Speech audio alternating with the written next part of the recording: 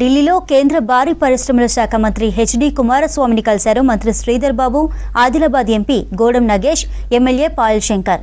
ఆదిలాబాద్లో 30 ఏళ్లుగా మూతపడి ఉన్న సిమెంట్ ఫ్యాక్టరీపై కేంద్ర మంత్రికి వినతి పత్రం ఇచ్చారు.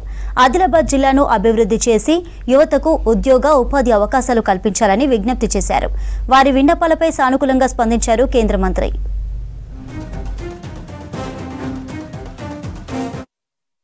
ప్రధానమైన పరిశ్రమకు సంబంధించి ఈ పరిశ్రమను ఎట్టి పరిస్థితిలో తిరిగి ప్రారంభించే ఒక కార్యాచరణ మొదలుపెట్టండి అని శాసనసభ్యులు కోరటం, యాదృచ్ఛికంగా ఇక్కడ మేము కలవటం, మరి మేము పోయి మరి ఆదిలాబాద్ జిల్లా సంబంధించి ఒక ప్రధానమైన పరిశ్రమ సిమెంట్ కార్పొరేషన్ ఆఫ్ ఇండియాకు సంబంధించిన సంస్థ ద్వారా చాలా సంవత్సరాల నుంచి మూసివేయబడ్డ ఈ పరిశ్రమను తిరిగి ప్రారంభం చేయాలని వారిని కోరటం జరిగింది. జాతీయ స్థాయిలో అదే సంస్థ ద్వారా మళ్ళా తిరిగి నిధులు ఇప్పించి ప్రారంభోత్సవం చేసి, లేకుంటే రాష్ట్ర ప్రభుత్వానికి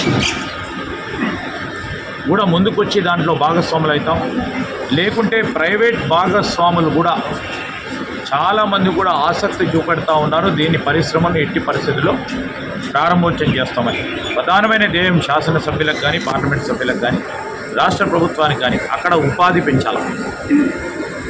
యువతీ యువకులు చదువుకున్న వారు ఉన్నారు, అక్కడ పెద్ద పరిశ్రమ ఉంది.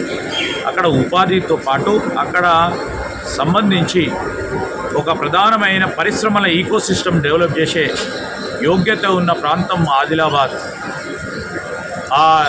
మన రాష్ట్రానికి బార్డర్గా ఉన్న ఈ ఆదిలాబాద్లో ఈ కార్యాచరణ చేపడితే బాగుంటుందని వారు మరి చాలా పట్టుబడడంతో మేము కూడా ఈరోజు రాష్ట్ర ప్రభుత్వం తరఫున పూర్తి స్థాయిలో సహకారం అందిస్తామని, దానికి తోడు ఈరోజు కేంద్ర ప్రభుత్వానికి సంబంధించి పెద్దలు కుమారస్వామి గారి సహకారాన్ని కూడా కోరాం. వారు చాలా సానుకూలంగా కూడా స్పందించడం జరిగింది.